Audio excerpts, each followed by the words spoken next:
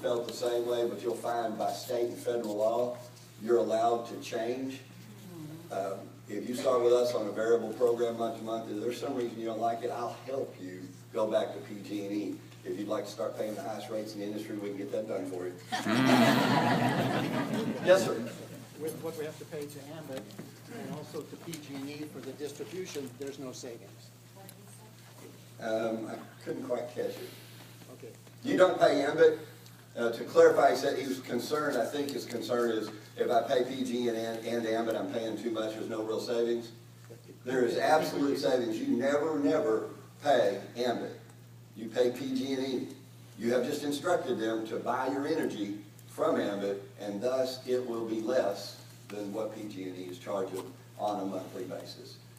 That's exactly, you know, and I don't want to take too much time. This is something I love doing, but I want you to just understand that Phil found the work. I mean, it's like, guys, you know, if you are gone too long today or something, you get home and your wife says, "Where you been? I thought you were going to be home at 3 o'clock. You say, "Honey, I know how you feel." I felt the same way. You know, like girls went shopping last week and were gone all day, but what I found is it was kind of a give and take working relationship here. And working together, Phil felt found. I mean, it'll walk you out of everything. But remember, don't argue with people. Restate it, empathize, and help them come over that. This is what a pyramid looks like. What a true pyramid scheme looks like. That's like if you were at an air conditioning company, you got technicians doing the work in the attic, and a foreman sitting down in the truck. He's making a little more money. The guy back at the office makes more. The managers and the president. You finally get to the CEO. He gets the most money, and there's no way you can move from middle management straight to president. You got to go through vice president first, and he's got to die or leave first. That's what a pyramid scheme looks like. That's where you have a president, the vice president, the Congress, the legislature. They make all the decisions, and we give them all the money, right? Those don't work long term. I want to close with this. Don't ever try and convince somebody to join Ambit Energy. I know you're new in the business, a lot of you, and you need it right now.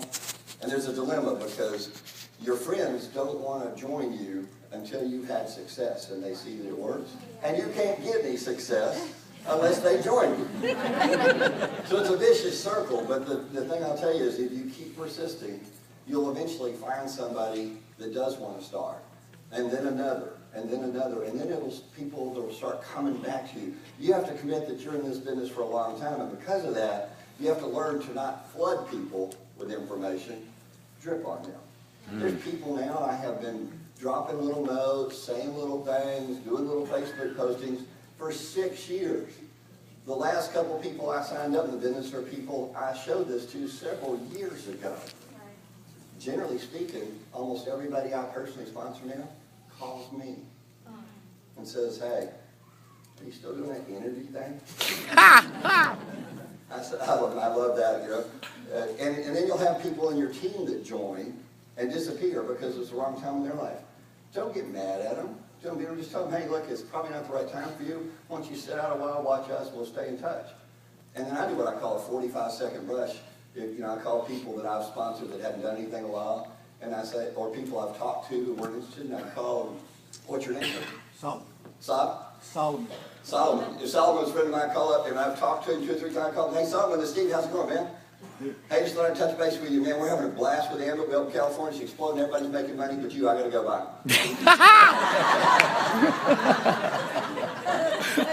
He's like, "Wow, yeah." Eventually, he'll call me. So you want to continue to drip on people because it's a fine line between dripping on them and opening a fire hose on them. Because what most of us do is say, "Man, Solomon, I need to talk to you. We just opened, there were 300 people at a training. We put in thousands of consultants. Jerry Thompson, by the way, his grandfather started 7-Eleven Incorporated, Chris Chandler, Excel Communications." Instead, it's like, "Man, we're all making money, having a blast, got to go." Just keep dripping on people. Make a commitment right now that you're going to be consistent, but you're also going to be here 1 year from today. And if you're here, some of you won't be. I know you're going to make that choice. Thanks for trying. But if you not only try, we don't try and stay, by the way. We don't try, we do. And if you do commit to being here a year from now, your life will change financially. You'll probably go through the biggest personal development growth program you've ever been to. That's what Robert Kiyosaki calls this, a personal development program with a paycheck. Compensation. Love it. And it can be life-changing you for that.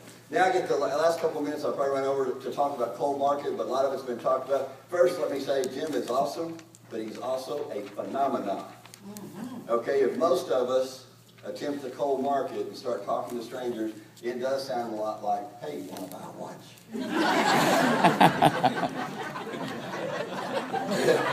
If you haven't been beat up bad enough by your family and friends, go talk to strangers at the mall.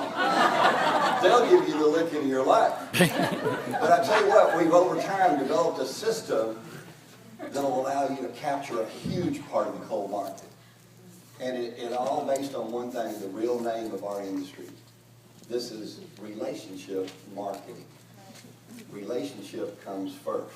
When you try and skip that, now what Jim's doing is trying to build a relationship in 45 seconds. It's working for him. But for most of us, it doesn't. What I'd recommend you do, and I tested this with a fellow from California that had moved to upstate New York a year ago, and he didn't know anybody there. And he's from LA, so there's no use rushing back yet. He didn't know anybody, and he was talking to every stranger he could. He was tough. He was hitting 7, 8 people a day, showing the plan, and every once in a while signing people up, but nothing happened. The business doesn't grow very well that way. So he followed it as an experiment. What I recommend is you follow the system I'm going to give you right now quickly for at least 21 days before you ever talk to Andrew. And here's how it works. It's all based on one of the oldest things in the industry. It's called FORM. Write that down, F-O-R-M. When you meet people, which is my goal, and I'll teach you to, you should call 2 prospects a day, every day. You got to meet 3 new people every day. But you're not meeting them to talk to them, but you're talking about FORM. Family, occupation, recreation, and money. If you talk to people about those things, you'll learn everything you need to know later to put them in ambit, but more importantly to become friends. What's your first name? Mark. So if I just met Mark, and we're at the checkout line at that same gas station or something, I'll say, hey Mark, man, it's hot around here today, isn't it? Same start. And I'd say, hey, you live around here? Oh, cool, yeah, I'm not from around here. I get out here every once in a while, though. Are you married? Oh, yes. Got any kids? Well, a couple of them, yeah. Couple of them, yeah. Boys or girls? 2 girls. 2 girls. Oh, man. I'm assuming your wife's a girl. This is California, but I'm assuming your wife's a girl. Yes, yeah, well, that is it. So you're overloaded at your house right now. Man, I'll tell you what, it was, Man, Albert, what do you do for a living? oh, By the way, you know what a person's favorite subject is? Themselves. Themselves. So that's what we were talking about. Go ahead. I hate my job. What do you do? I distribute wine throughout California. Distribute wine. That fits in with California. That's awesome.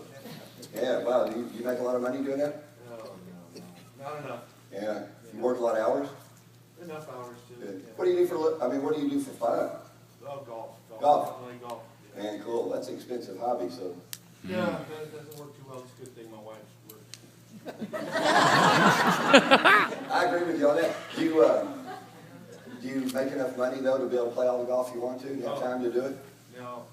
Man, hey, listen, I got to go right now. By the way, this is my universal sign for Steve. Quit talking.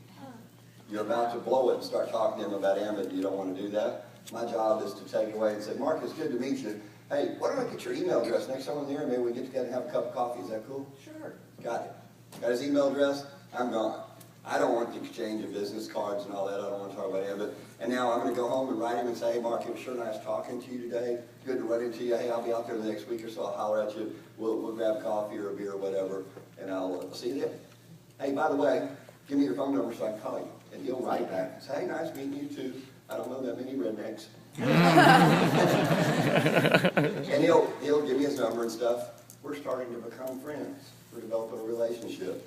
Then what I'm going to do is I'm going to make a point in the next week or so, call him and say, hey, why don't you meet me at Starbucks? I'm going to be out there. It's 10 in the morning. Good for you. Is this better? He said, sure. When we get together, we're not going to talk about him, and I'm not bringing in magazines and stuff. I'm going to say, hey, tell me more about your girls. How old are they? We're going to go back to family. And he's going to start asking, what, out of politeness, if nothing else, what do you do for a living? I'm saying, I got this little part-time energy thing, pays me a lot of money, but I gotta go right now, but we'll talk about that later. Make it a game. My job is to avoid talking to him about it for at least 3 weeks. And by the end, if you've done the relationship, number one, he's moved on your warm market list and it will never wear out.